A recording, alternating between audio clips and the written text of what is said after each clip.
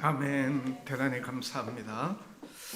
우리가 이사를 하거나 또 집안 가구를 이곳에서 저곳으로 옮기면 집안의 새로운 분위기를 느끼게 됩니다. 또 운동을 하고 샤워를 하게 되면 또 새로운 컨디션을 갖게 되기도 합니다. 여행을 다니게 되면 또 새로운 기분을 맛보게 되죠. 석학을 만날 때 석학의 책을 읽는다든지 석학의 세미나를 듣는다 하든지 하면 우리가 새로운 지성을 체험하게 됩니다. 또 해병대와 같은 이런 곳에 가가지고 좀 육체적인 훈련을 받다 보면 새로운 정신을 갖게 되기도 합니다. 그렇다면 우리의 영혼이 새롭게 되려면 그 어떤 것보다도 우리의 영혼이 새롭게 되려면 어떻게 해야 되겠습니까? 오늘 본문 19절 말씀에 그 답을 우리에게 일러주고 있습니다. 우리 다 같이 한번 우리의 영혼이 어떻게 하면 새롭게 될 수 있는가 같이 읽어봅니다. 시작. 그러므로 너희가 회개하고 돌이켜 너희 죄 없이 함을 받으라. 이같이 하면 새롭게 되는 날이 주 앞으로부터 이를 것이요. 그러므로 너희가 회개하고 돌이켜 너희 죄 없이 함을 받으라. 이같이 하면 새롭게 되는 날이, 여기 이제 새롭게 되는 날은 우리의 영혼이 새롭게 되는 것을 말하는 것입니다. 우리의 영혼이 어떻게 하면 새롭게 되느냐? 너희가 회개하고 돌이켜 너희 죄 없이 함을 받을 때에 우리 영혼이 새롭게 되는 그런 날이 이르게 될 것이다. 이렇게 말씀을 하고 있습니다. 여기 이제 너희가 회개하고 돌이켜 죄 없이 함을 이제 받는다고 하는 말은 우리가 회개하고 돌이키면 우리의 영혼이 새롭게 된다. 하나님과의 관계가 회복되면 우리의 영혼이 새롭게 되는 것을 체험할 수 있다. 우리의 영혼이 새롭게 될 때 우리 인생 전체가 새롭게 된다라고 이제 말씀을 하고 있습니다. 그러면 중요한 것이 하나님과 관계가 어떻게 하면 회복되느냐는 것입니다. 하나님과의 관계가 회복이 되어야 우리의 영혼이 새롭게 되고 우리의 영혼이 새롭게 될 때 우리 인생 전체가 새롭게 될 수가 있는데 어떻게 하면 하나님과의 관계가 회복이 되는가? 여기에 대한 성경의 해답은 너무나도 분명합니다. 오늘 본문을 통해서 베드로가 이제 유대인들에게 전한 말씀의 핵심이 뭡니까? 그것은 바로 예수님이 하나님이 세우신 메시아 그리스도 우리의 구원자가 되신다는 거죠. 그래서 그 예수님이 메시아 그리스도이심을 구원자이심을 믿을 때 오늘 우리는 하나님과의 관계가 회복이 되고 하나님과의 관계가 회복될 때 우리의 영혼이 새롭게 되고 우리의 영혼이 새롭게 될 때 우리 인생 전체가 새롭게 되는 줄 믿으시기를 바랍니다. 자, 19절 말씀을 이제 하기 앞서서 베드로가 오늘 본문에서 쭉 이 말씀을 하게 된 그 배경을 우리가 먼저 이제 살펴봐야 되겠죠. 자, 오늘 본문에 보시면 나면서 걷지 못하던 40년 동안 이제 지체 부자의자가 어떻게 해서 일어납니까? 베드로가 은과 금은 내게 없거니와 내게 있는 것으로 내게 주노니 곧 나사렛 예수 그리스도의 이름으로 일어나 걸으라 이렇게 명령하고 그의 손을 붙잡아 일으켰을 때 그의 발과 발목이 힘을 얻고 40년 동안 일어나 걷지 못하던 사람이 그 자리에서 즉시로 완벽하게 일어나가지고 걷기도 하고 뛰기도 하고 하나님을 찬양하게 되었죠. 그것을 본 이 이스라엘 백성들이 너무나도 이제 놀라게 됩니다. 거기 보면 기급할 정도로 놀랐다는 것입니다. 40년 동안 일어나지 못했던 사람이 일어난 그것도 놀랬고 무엇보다도 그들이 몇 개월 전에 십자가에 못 박아 죽였던 그 예수 이름으로 이 나면서 안전병이 된 자가 일어났으니까 그들은 기급할 정도로 놀랄 수밖에 없었죠. 그래서 그 기적을 행했던 베드로, 요한 앞으로 달려놓았어요. 이때 베드로가 저들에게 두 가지 질문을 하게 되죠.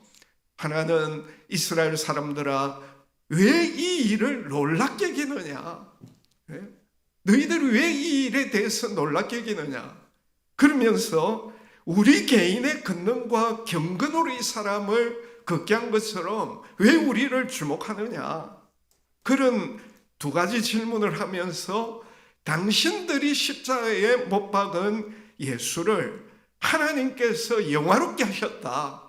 당신들이 십자가에 예수를 못 박아 죽였지만은 그러나 하나님께서 그를 다시 살리셨다. 그러므로 여러분들이 영혼이 새롭게 되는 것을 체험하기 위해서는 이제 회개하고 돌이킬 때 하나님께서 여러분들에게 새롭게 되는 날이 이르게 해 주실 것이다. 그렇게 말씀을 하셨다는 것입니다. 그래서 우리의 영혼이 새롭게 되기 위해서는 하나님과의 관계가 회복이 되어야 되는데, 하나님과의 관계가 회복되기 위해서는 바로 예수님이 하나님이 세우신 메시아 그리스도 구원자이심을 믿어야 된다는 것입니다. 우리가 메시아 그리스도라는 말씀이 이제 신구약 성경에 나오죠. 똑같은 말이에요.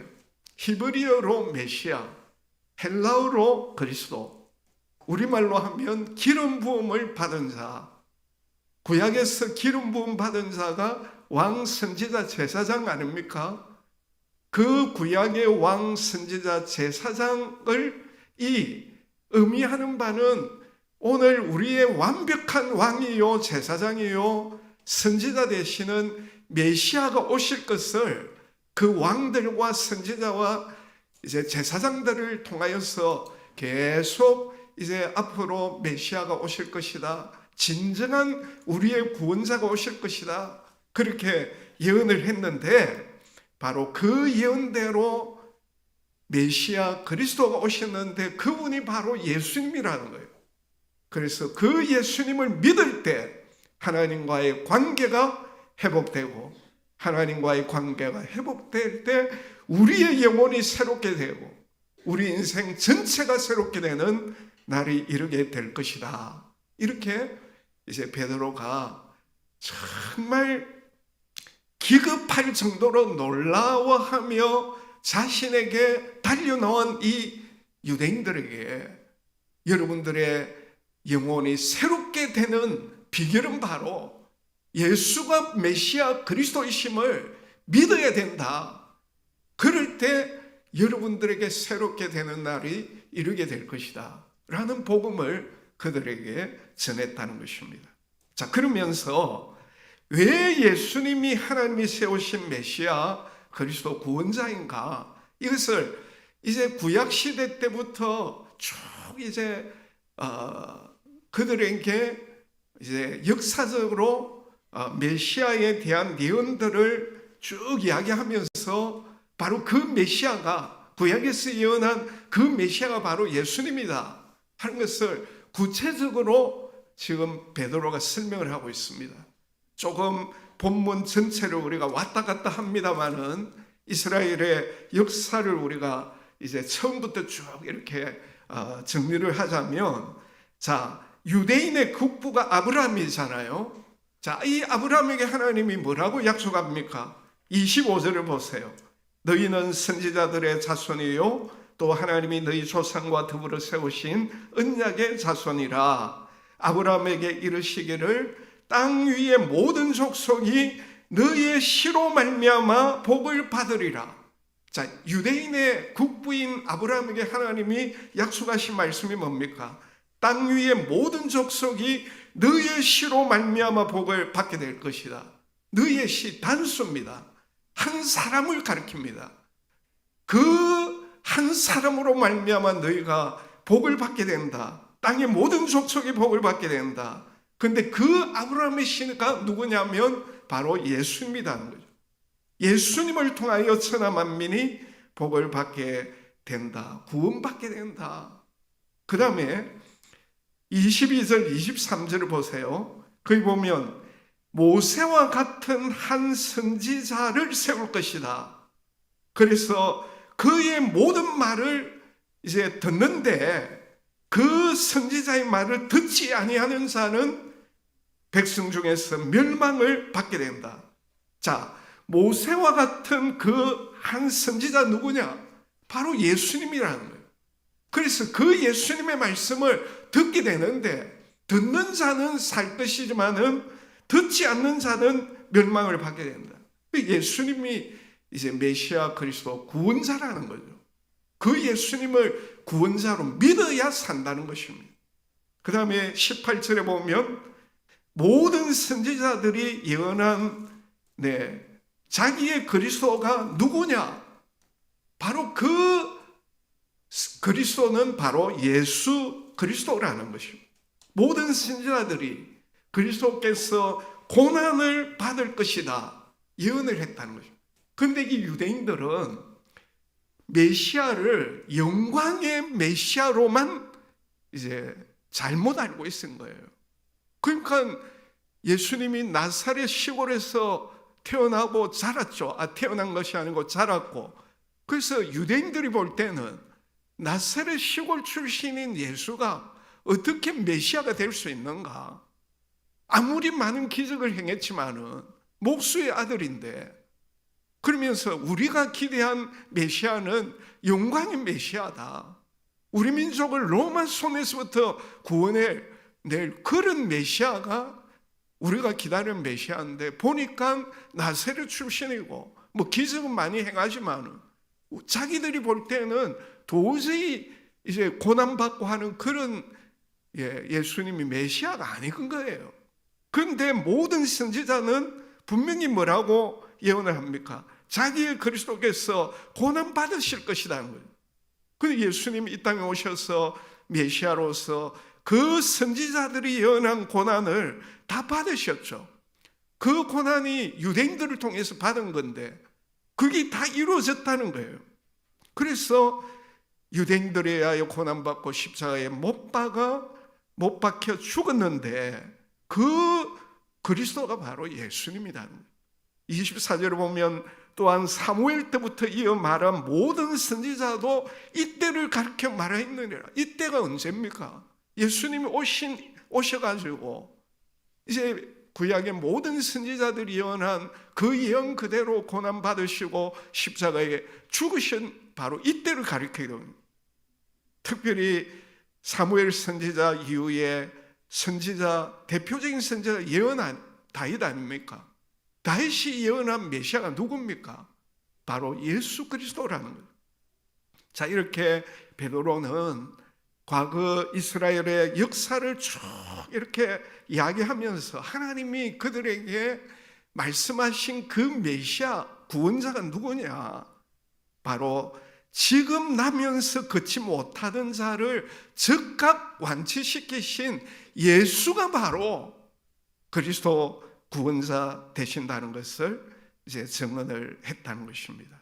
그리고 21절을 보면 과거에 예언한 메시아가 예수님일 뿐만 아니라 현재 나면서 걷지 못하는 자를 즉각 완치시킨 그 예수님이 메시아일 뿐만 아니라, 자 21절을 보면 미래에 하나님께서 누구를 통해서 만유를 회복시킬 것인가에 대한 말씀을 하고 있죠. 같이 읽어봅니다. 21절 시작. 하나님이 영원전부터 거룩한 선지자들의 입을 통하여 말씀하신 바 만물을 회복하실 때까지는 하늘이 마땅히 누구를 받아두리라?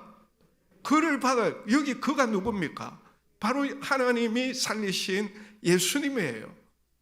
하나님께서 예수님을 다시 살리셔가지고 하늘에 머물게 하시고 미래에 재림하셔가지고 만물을 회복시킨다는 것입니다. 그래서 그분은 과거에 이스라엘 백성들의 예언한 바로 아브라함의 시, 복의 권은, 구원자, 선지자들이 예언한 메시아, 지금 나면서 안전병이 된 자를 일으킨 바로 메시아, 미래에 재림하셔가지고 오늘 하늘과 땅, 우주, 인간 전체를 회복시킬 진정한 메시아 구원자가 되신다. 이렇게 이 베드로가 지금 예수님에 대하여 아브라함 때부터 그들에게 약속하신 그 선지자들, 다윗 다 통틀어가지고 지금 예수님이 메시아 그리스도 구원자이심을 이제 말씀을 하고 있어요. 뿐만 아니라 오늘 본문 13절부터 쭉 보면 왜 예수님이 하나님이 세우신 이제 그리스도 구원자가 되시는가 여러 가지 명칭을 들어서 이제 증언을 하고 있습니다. 자, 13절을 보면 하나님의 종이라고 했습니다. 자, 예수님은 하나님의 뜻대로 자기 백성들을 그들의 죄에서 구원하기 위해 우리 죄 대신 십자가에서 죽으시고 고난받으신 하나님의 종이라는 것입니다. 14절을 보면 거룩하고 의로운 분이라고 했죠. 예수님 아무런 죄가 없으십니다. 그런데 우리의 모든 죄를 대신 담당하시고 십자가에 죽으심으로 오늘 우리의 죄를 다 사해 주시고 부활하심 우리를 의롭게 해주신 분이시라는 것입니다. 15절을 보면 생명의 주가 되신다. 십자가에서 죽으셨지만 하나님이 다시 살리심으로 말미암아 바로 우리의 생명의 주가 되시는 분이 바로 예수님이라는 거예요. 18절 20절을 보면 그리스도가 되신다죠. 그리스도 기름 부음 받은 자 메시아 구원자가 되신다. 22절을 보면 메시아와 같은 한 선지자라고 했습니다. 하나님의 뜻을 전하는 그 선지자. 하나님의 뜻이 뭡니까? 아들을 보고 믿는 자는 구원을 받는 것. 그 구원을 이루기 위하여 우리 예수님이 이 땅에 오셨고 그 일을 이루신 바로 모세와 같은 한 선지자죠. 25절을 보면 아브라함의 한 씨라고 했습니다. 아브라함의 한 씨가 바로 예수님이라는 거죠. 자, 이 모든 것을 종합해서 핵심적으로 표현하는 말이 바로 생명의 주입니다. 생명의 주. 왜 예수님이 생명의 주입니까? 예수님은 오늘 우리의 생명을 주시고 우리에게 죽었던 우리의 생명을 다시 살려주시고 우리의 생명을 계속해서 다스리시는 왕이시고 주가 되시기 때문에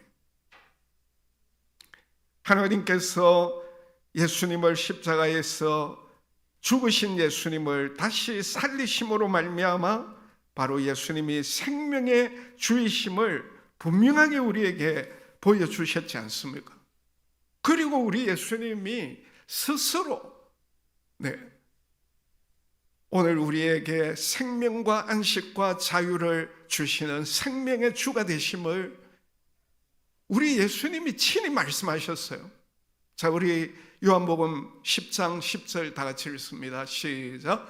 내가 온 것은 양으로 무엇을 얻게 하고 생명을 얻게 하고 그 다음에 더 풍성히 얻게 하려는 것이에요. 예수님이 생명을 주시기 때문에 그 생명의 주 되신 예수님이 이 땅에 오신 이유가 뭡니까? 양과 같은 오늘 우리에게 생명을 주시고 더 풍성히 얻게 하기 위해서라고 했죠. 또 요한복음 15장 5절 다 같이 읽습니다. 나는 포도나무요 너희는 가지니 그가 내 안에 내가 그 안에 거하면 사람이 열매를 많이 맺나니. 예수님은 포도나무 되신다고 했습니다. 그래서 오늘 가진 우리가 그분에게 붙어 있을 때 그분이 우리에게 주시는 생명수액을 공급받아 가지고 그 생명수액이 우리 안에 약동하고 흘러가지고 열매를 맺게 해주신다는 것. 마태복음 11장 28절 시작. 수고하고 무거운 짐진들아 다 내게로 오라. 내가 너희를 어떻게 하리라? 쉬게 하리라. 우리에게 진정한 안식 힘을 주시는 분은 누구십니까? 예수님이에요. 예수님. 요한복음 8장 32절에 진리를 알지니 진리가 너희를 자유롭게 하리라. 진리가 누굽니까? 내가 곧 길이요 진리니. 진리 되시는 예수님이 우리를 자유롭게 하심을 믿으시기 바랍니다. 이렇게 생명의 주 되신 예수님이 하나님이 우리에게 보내신 메시아 그리스도 구원자이심을 믿을 때 하나님과의 관계가 회복되고, 하나님과의 관계가 회복될 때 새롭게 되는 날이 이르게 되는 줄 믿으시기 바랍니다. 두 번째로 우리의 영혼이 새롭게 되기 위해서는 참 회개가 있어야 합니다. 19절 우리 다 같이 읽습니다. 시작. 그러므로 너희가 회개하고 돌이켜 너희 죄 없이 함을 받으라. 이같이 하면 새롭게 되는 날이 주 앞으로부터 이를 것이요. 여기 참 회개를 베드로가 두 가지로 이야기를 하고, 하나는 회개하는 것입니다. 두 번째는 돌이키는 거예요. 회개라는 것은 우리의 생각의 틀, 마인드를 바꾸는 것을 말합니다. 자, 유대인들은 지금까지 예수에 대한 어떤 마인드, 생각의 틀을 갖고 있었습니까? 나세렛 이단의 개수로, 그리고 미치광이 내지 사기꾼, 신성 모독자라고 생각을 하고 있었어요. 근데 그런 생각의 틀을 바꾸라는 거예요. 예수님은 하나님이 보내신 메시아 그리스도 구원자라는 것, 이거를 알고 가슴으로 받아들이고 의지적으로 그 예수님이 구원자이심을 믿어야 된다는 것입니다.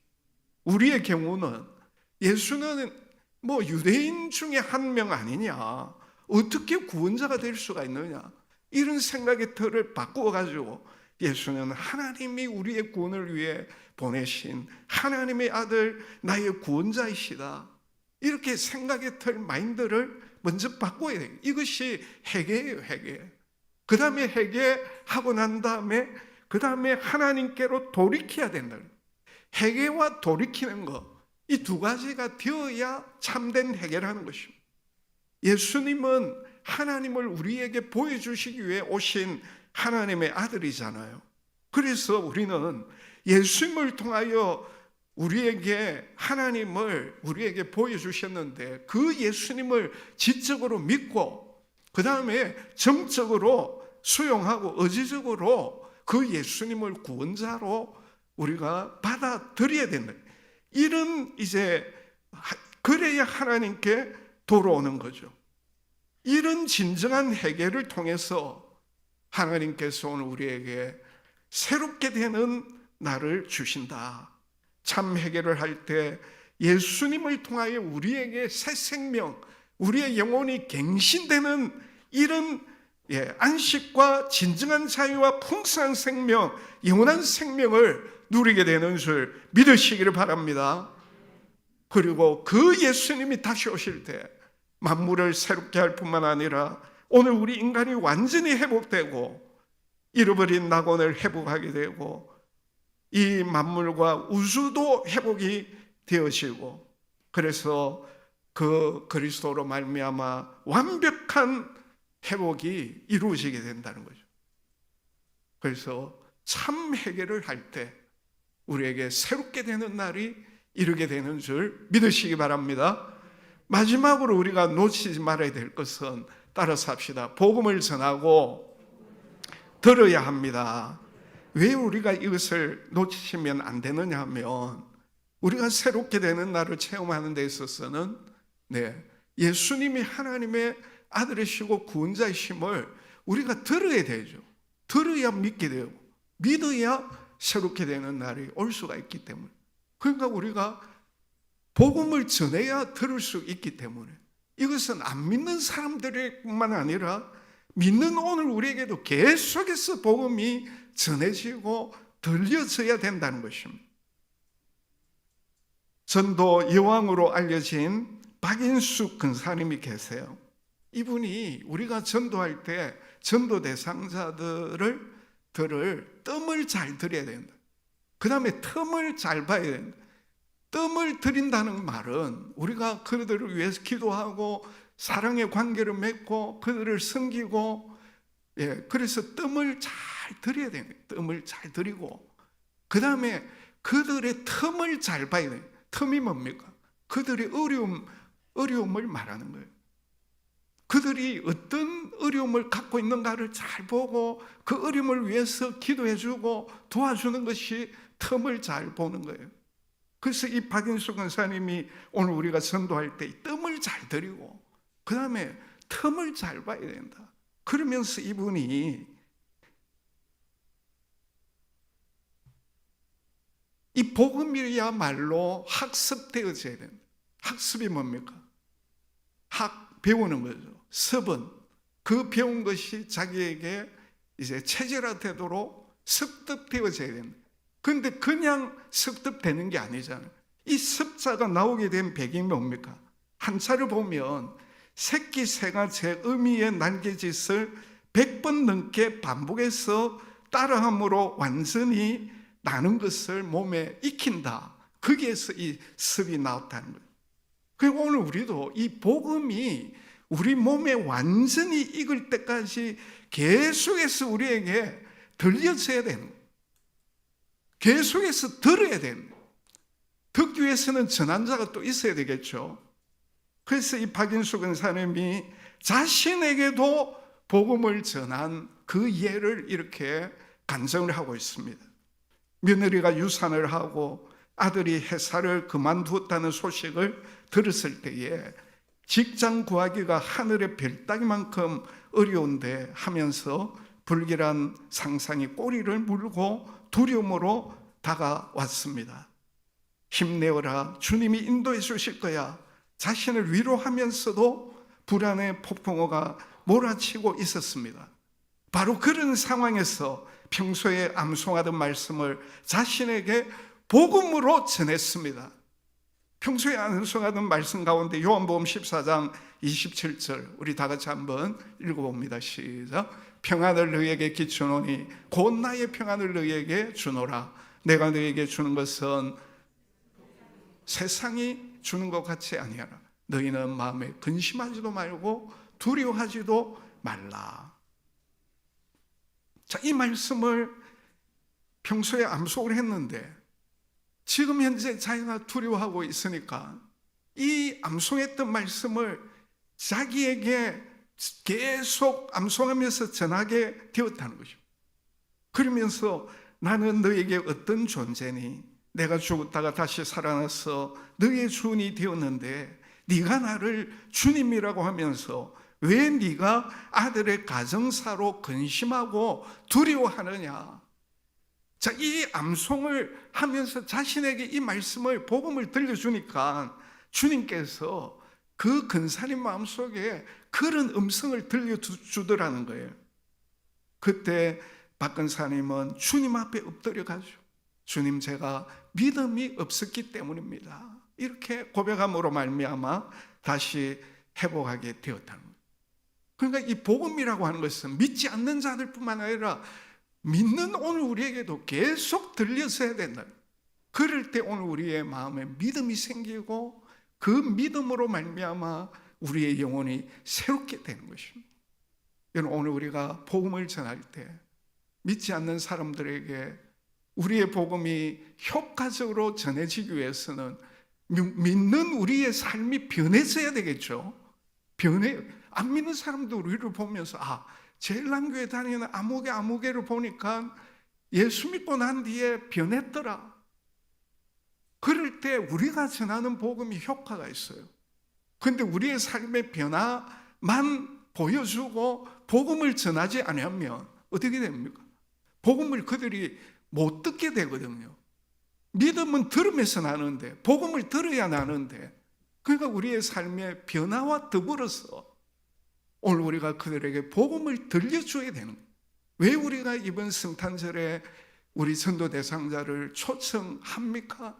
그들에게 복음을 전하기 위해 그들이 복음을 들어야 예수를 그리스도로 믿고 구원받을 수 있기 때문에, 그리고 그들이 예수를 하나님이 보내신 구원자로 믿을 때 하나님과의 관계가 회복되고, 하나님과의 관계가 회복될 때 그들의 영혼이 새롭게 되고 인생 전체가 새롭게 되는 그런 날이 이르게 되기 때문에 우리가 마지막 주일 이번 성탄절에 그들을 초청해서 그들이 복음을 듣고 그들이 예수님을 믿고 그들의 영혼이 새롭게 되고 인생 전체가 새롭게 되는 이런 일을 위하여 날씨가 춥지만은 새벽을 깨우고 주님 앞에 나와서 기도하고 한 주간 동안 최선을 다하여 그들을 이 자리에 초청해서 그들이 복음을 듣고 그들의 인생이 새롭게 되는 이런 놀라운 기적의 역사가 일어날 수 있도록 이번 한 주간 우리가 최선을 다해 기도하고 그들을 초청하고 복음을 들려주고 우리를 통해서 그들이 예수 믿고 그들의 인생이 새롭게 되는 이런 놀라운 역사가 일어나게 되시기를 주님의 이름으로 축복합니다.